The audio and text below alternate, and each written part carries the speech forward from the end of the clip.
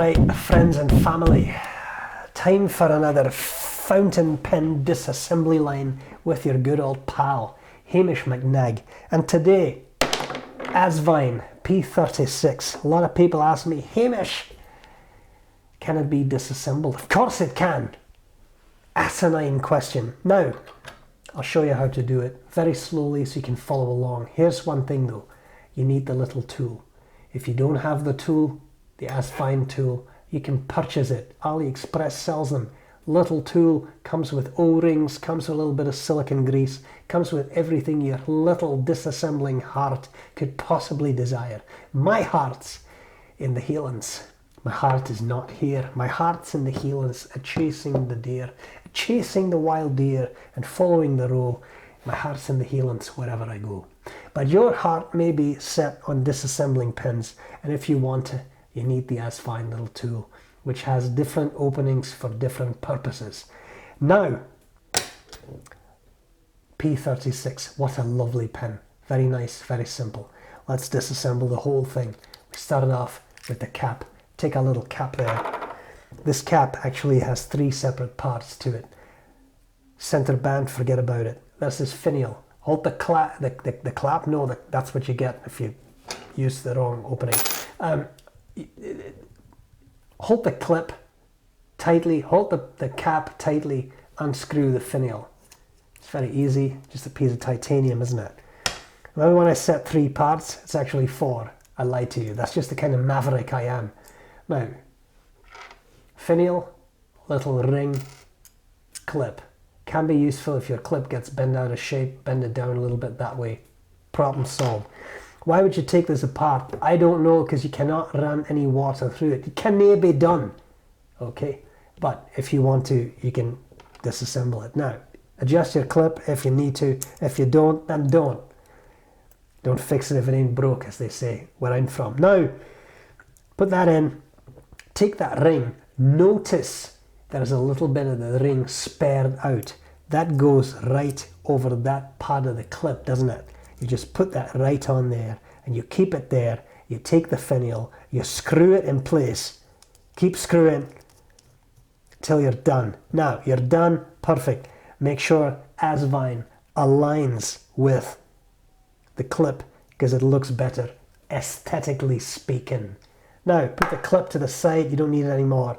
Not the clip, the cap. Okay, pen, here's the pen. Is it smooth? It's not bad, it could be smoother. We're gonna fix that. Section doesn't come off, doesn't need to come off. Nib unit comes out. How do you do it? Take your finger, put the nib and feed in the crook of your finger, put your thumb on it tightly, and then unscrew the entire pen. That way you don't misalign anything. Comes out. What do you see here? Grime. Bloody B.R.E. Brown doesn't clean his pens properly. So take a little bit of paper, roll it up, shove it in there. Clean, clean, clean. There you go. That was all the yellow ink coming out of it. Nib unit. Clean, clean, clean. Done. If you're cleaning a pen, you're flushing it, and you keep getting colored ink coming out. Sometimes the nib and feed are clean.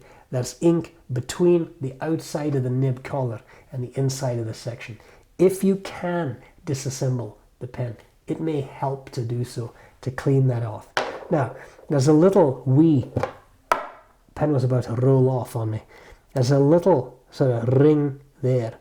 Seems pretty tight, leave it. But make sure you don't accidentally take that off. Theoretically, nib and feed should come out of the nib collar. But why would you do it? If you really want to, you should be able to pull them out like that. Now you have nib feed and nib collar.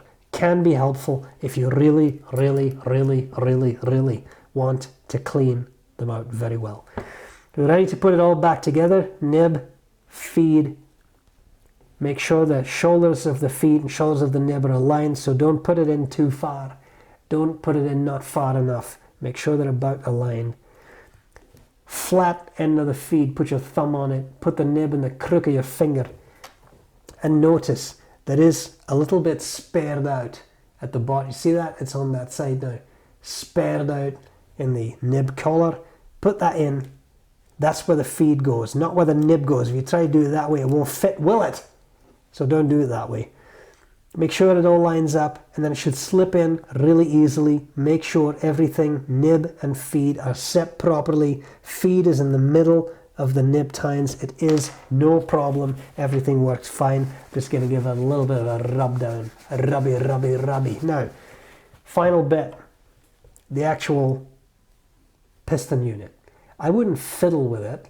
You could, if you wanted to, take a toothpick, put some silicone grease on it, slip it in to the section, put it on the inside of the reservoir there. Problem is, it's a very small hole, and that makes it a little hard to put your toothpick in unless you have a tiny toothpick, something a lot of you will be familiar with. Now, in case you're more like me and your toothpick is not as small, here's something you can do. Unscrew that turning knob just as you would to fill up the pen, and take your Asvine tool. You don't need the little teeth bits, they won't fit. You don't need this end, you don't need this end, you need the middle end. Although if you really wanted to, you can use this side, which is easy.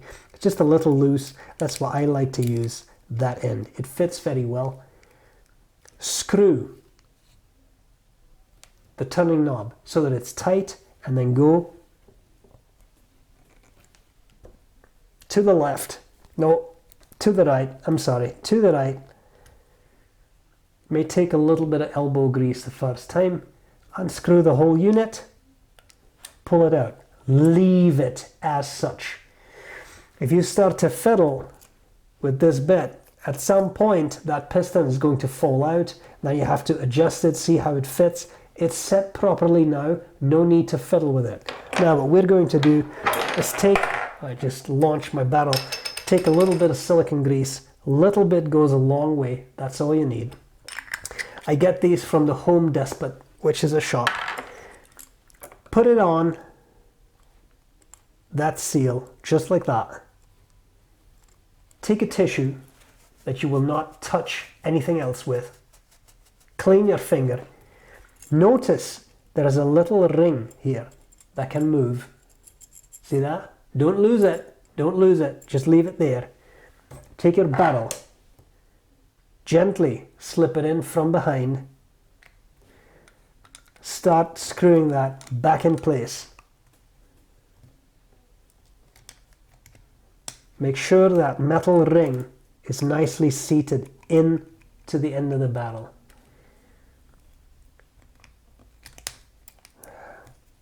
I was screwing the wrong way around. It sometimes happens. Don't over tighten anything. You don't want to crack the barrel. You don't have to over tighten anything. Just finger tight is all it needs. Unscrew the turning knob.